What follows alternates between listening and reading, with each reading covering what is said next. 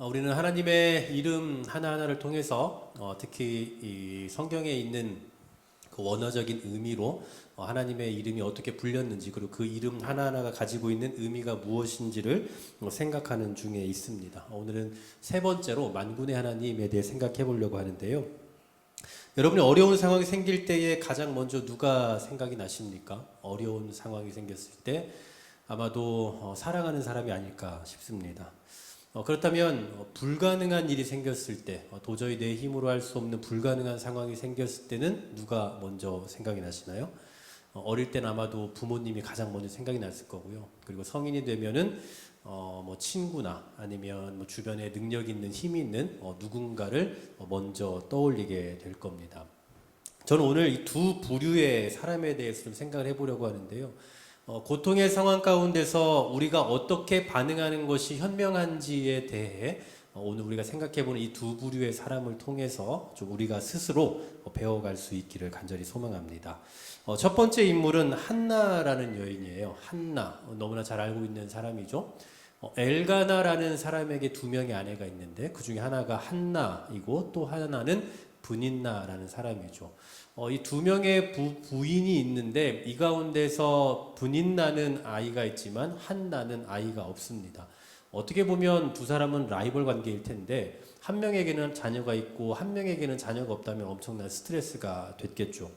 게다가 한나가 먼저 결혼했을 걸로 보이거든요. 근데 6년간 아이를 갖지 못합니다. 물론 이 성경의 이 내용을 보면 남편이 브닌나보다 한나를 더 사랑해 줬던 것 같긴 해요. 하지만 아무리 그러더라도 자녀를 낳지 못하는 그 슬픔을 극복하지는 못했던 것 같습니다. 게다가 더 큰 문제는 아이가 있는 브닌나가 자기를 놀린 것 같아요. 놀린다고 생각을 했는지 실제로 놀렸는지는 알 수 없지만 어쨌든 괴로운 심정을 갖게 되고 그 괴로운 심정을 가지고 무엇을 하느냐, 오늘 본문 11절 말씀해 보면 11절에 서원하여 이르되부터 만군의 여호와여부터 같이 한번 읽어봅니다. 시작. 만군의 여호와여, 만일 주의 여종의 고통을 돌보시고 나를 기억하사 주의 여종을 잊지 아니하시고 주의 여종에게 아들을 주시면 내가 그의 평생에 그를 여호와께 드리고 삭도를 그의 머리에 대지 아니하겠나이다. 아멘.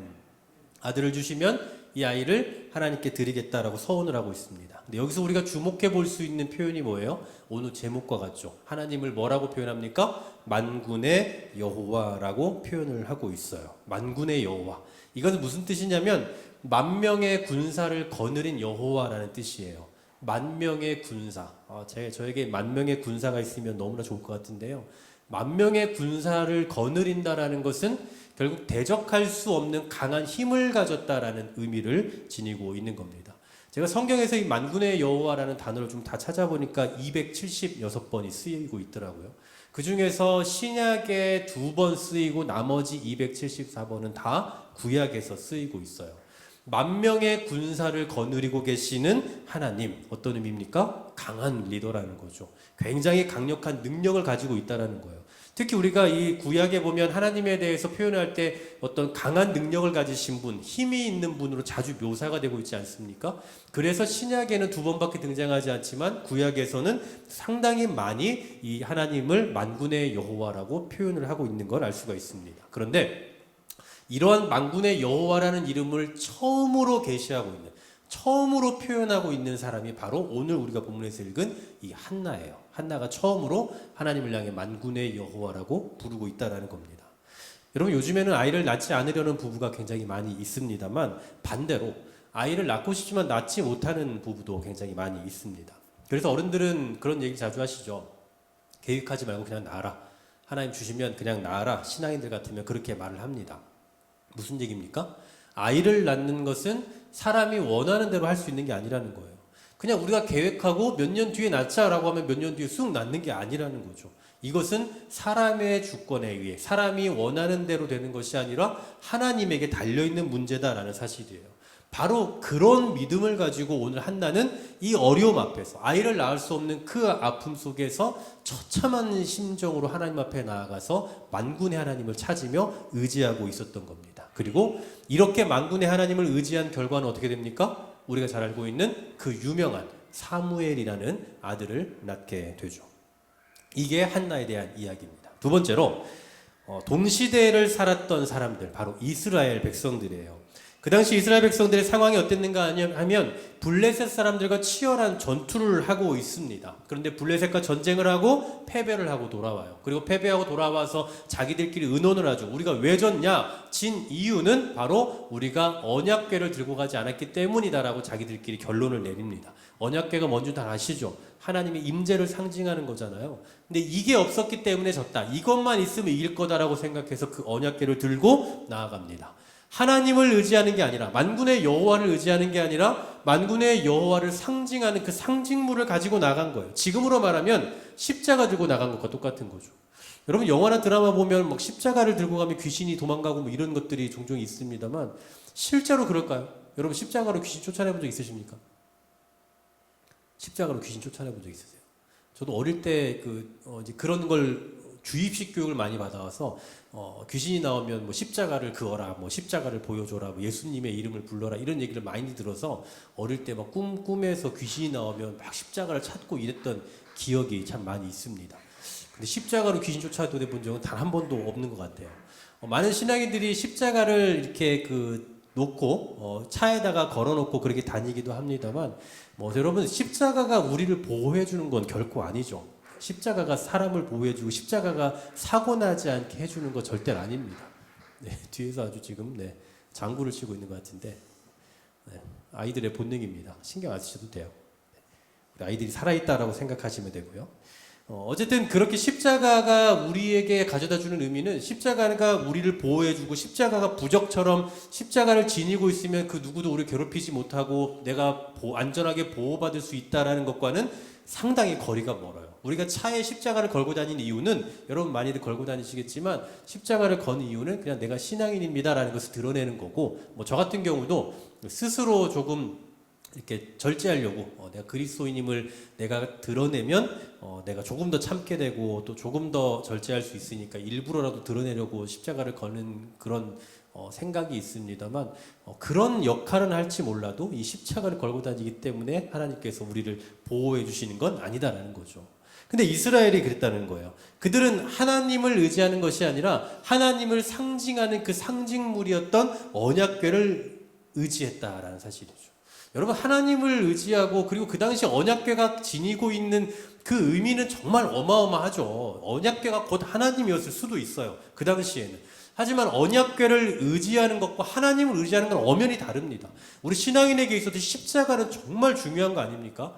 여러분 십자가를 막 누군가 밟는다거나 십자가를 부순다거나 하면 굉장히 이거 경망스러운 짓이라고 생각하잖아요. 그만큼 십자가가 중요하지만 십자가를 의존하거나 십자가를 의지하진 않잖아요. 그것은 안 됩니다. 그래서 우리는 기독교에서는 예수님을 표현할 때도 십자가가 없는 예수님을 표현하잖아요. 그냥 십자가만 한다거나. 그러니까 십자가를 우리가 의지하지 않기 위한 것이기도 해요. 그런데 지금 이들은 하나님을 의지하는 것이 아니라 하나님을 상징하는 것을 의지하고 있었다는 거예요. 하나님을 의지하는 것과 하나님과 관계된 것을 의지하는 건 전혀 다른 얘기입니다. 우리가 교회에서 자주 쓰는 말 중에 하나가 기도의 능력이라는 말도 써요. 어떤 의미에서 우리가 이런 말을 쓰는지는 여러분 다 아실 거예요. 기도의 능력. 그런데 자칫 잘못하면 기도 자체에 어떤 능력이 있다라고 기도의 능력을 부여시키는 경우가 생길 수 있습니다. 이런 건 주의해야 될 일이에요. 기도 자체가 능력인 것이 아니라 기도를 들으시는 하나님이 능력이기 때문에 기도를 통해서 우리가 하나님을 경험하고 하나님의 능력을 경험할 수 있어서 그래서 기도가 능력이 있다라고 말하는 거죠. 또 어떤 분은 금식의 능력이 있다라고 생각하세요. 근데 여러분 금식이라는 것 자체가 우리에게 능력을 주던가요? 금식을 통해서 우리가 능력을 부여받는 게 아니라 금식을 하게 되면 이상하게 힘이 빠져요. 그리고 하나님 앞에서 우리 자신을 더 포기하는 그런 심정이 생기는 거죠. 그러면서 더 경건함을 갖게 되는 역할을 하는 거지 금식을 했기 때문에 어떤 능력이 나에게 들어온다거나 여러 번 금식을 하면 내가 대단한 능력을 어떤 은사를 받는다거나 하는 것과는 거리가 멀단 말이죠. 이처럼 하나님을 말하고 있지만 하나님이 아닌 하나님과 관계된 것을 의지한 결과 이 전쟁의 승패는 어떻게 바뀌었습니까? 4장 10절 11절에 보면요. 제가 읽어드릴게요. 이스라엘이 패하여 각기 장막으로 도망하였고 살육이 심히 커서 이스라엘 보병에 엎드러진 자가 3만 명이었으며 하나님의 괴는 빼앗겼고 엘리의 두 아들 홈리와 비나스는 죽임을 당하였더라. 하나님이 아닌 언약궤를 의지하여 나아갔던 그들에게 있어서 철저한 패배가 있었다라는 거예요. 전쟁에선 패배했고요. 또 그리고 3만 명이 죽임을 당했고요. 그들이 가장 생명처럼 여기던 그 언약궤는 뺏겨버렸어요. 게다가 제사장들은 죽었어요. 철저하게 진 거죠. 자, 우리는 지금 같은 시대를 살았던 한나라는 한 개인과 그리고 그 한나가 속해 있던 이스라엘 공동체를 동시에 생각을 해본 겁니다. 먼저 한나는 자신이 어쩌할 수 없는 그런 상황 속에서 만군의 하나님을 의지했고 그 만군의 하나님의 도우심을 입어서 자녀를 낳게 되었어요. 그런데 그 동시대를 살았던 그 이스라엘 백성들은 하나님을 의지한 게 아니라 하나님을 상징하는 언약궤를 의지했고 결국 이방 사람들에게 처참한 패배를 당합니다. 한나와 이스라엘 백성들은 동일하게 하나님을 믿는 사람들이에요. 두말할 것 없이 그들은 하나님의 백성들입니다. 그리고 또 동일한 고통 가운데 처해 있었어요. 하지만 그들의 대처 방법은 너무나도 달랐죠. 여러분, 참 아이러니하게도 이 만군의 하나님이라는 단어가 그 당시에 군사 용어입니다. 만 명의 군사를 거느린 이 장군이기 때문에 이 만군의 무엇이라는 표현은 군사들, 그러니까 군대에서 쓰는 용어들이라고요. 한 개인, 이 한나 같은 한 개인이 쓰기에 적합한 단어가 아니라 지금 전쟁을 벌이고 있는 이스라엘 군대가 써야 하는 표현이 이 만군의 하나님이라고요. 근데 오히려 반대가 되어버린 거죠. 정작 써야 될 사람들은 쓰지 않고 안 써도 되는 사람이 오히려 이것을 쓰고 있었다는 거예요. 정말 의지해야 할 사람들은 의지하지 않았고 정말 의지하지 않아도 되는 사람은 오히려 의지하고 있는 그런 상황이에요. 사실 오늘 본문에서 이 한나에 대한 기록은요, 단순히 한나 개인의 어떤 사생활을 말하고자 하는 게 아닙니다. 그럼 뭐냐면 그 당시 한나라는 개인과 그리고 이스라엘 백성이라는 그 공동체의 신앙을 대조시켜 주는 거예요. 그래서 이 사무엘상 1장부터 쭉 보면 이 비교가 나오고 있는 거예요. 맨 처음에 한나의 이야기가 나오고 그리고 한나가 만군의 하나님을 의지함으로 그렇게 해결을 받게 됐던 과정을 보여주고 이어서 이스라엘 백성들의 그 철저한 실패를 보여줘요. 이 두 가지를 동시에 붙여서 보여줌으로써 이 두 가지의 사건을 지금 대비를 시켜주는데 결정적인 차이는 뭡니까? 뭐가 있는 거예요? 똑같이 하나님의 백성이고 똑같이 동시대를 살았고 똑같이 문제 앞에 있었지만 하나님을 의지하는 사람은 해결을 받았고 하나님이 아닌 다른 것을 의지하는 사람들은 철저하게 실패하고 있는 것을 보게 된다는 거죠. 오늘 이걸 통해서 우리가 알 수 있는 건 뭘까요? 두 가지입니다. 첫 번째, 모든 문제의 해결은 하나님께만 달려있다는 거예요. 모든 문제 해결은 하나님에게 달려있다. 우리가 어떠한 문제 앞에 섰을 때의 다양한 것들을 의지하죠. 하지만 근본적으로 이 문제를 해결할 수 있는 분이 누구냐라고 한다면 그건 오직 하나님밖에 없어요. 여러분, 제가 전에도 한번 말씀드린 적이 있지만 우리는 잘 아시잖아요. 우리 경험을 통해 잘 알잖아요. 우리가 열심히 한다고 잘 살고 우리가 뭔가 노력한다고 해서 잘 풀리는 게 아니라는 거 다 알지 않습니까?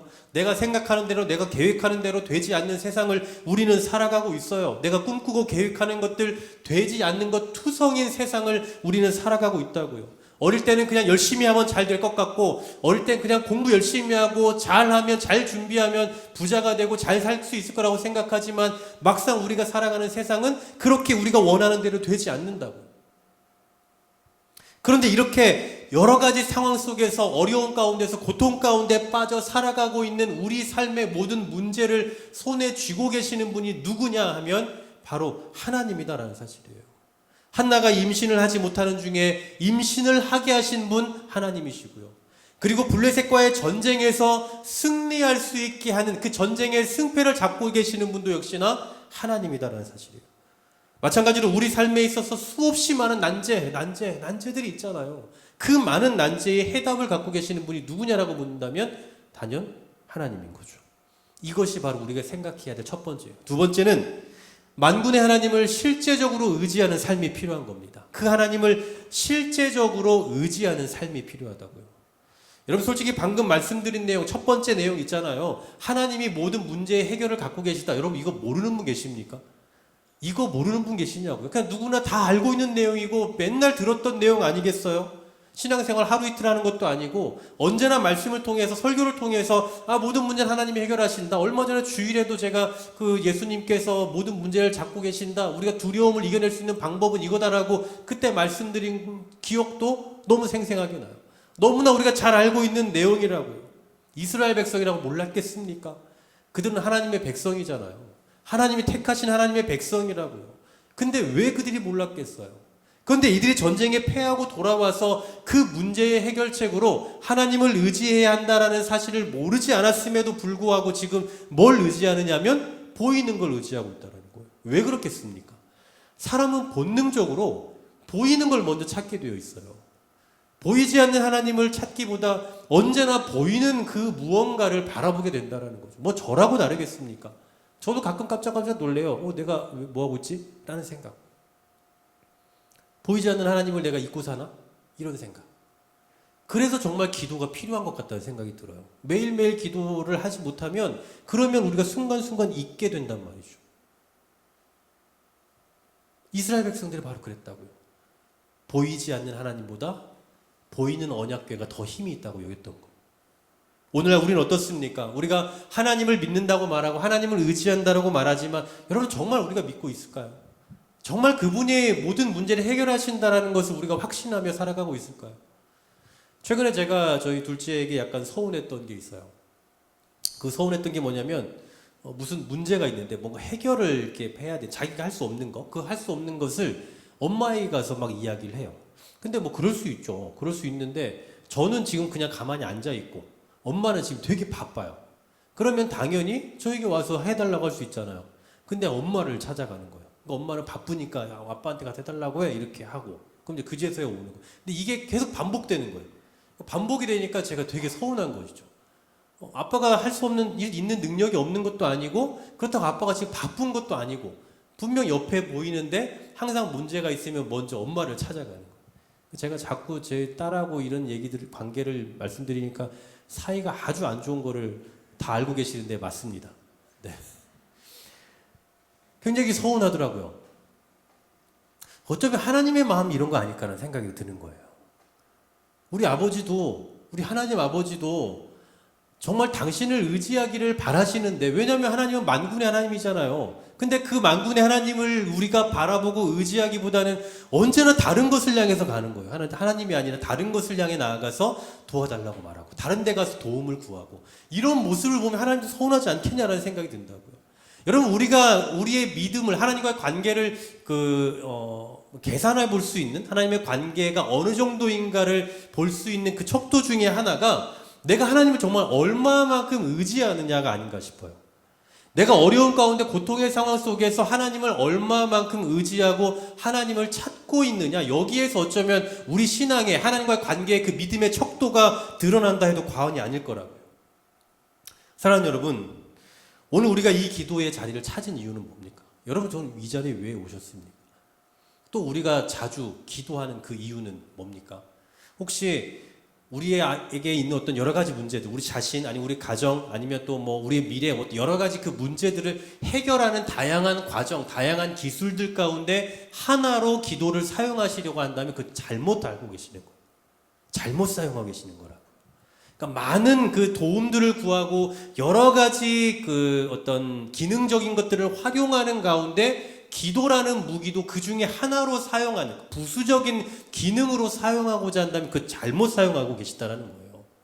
왜냐하면 기도는 그렇게 하는 게 아니라 부수적인 도움으로 사용하는 것이 아니라 하나님 아니면 할 수 없습니다. 나는 하나님이 아니면 도저히 할 수 없습니다라는 그 표현이 되어야 되는 거예요.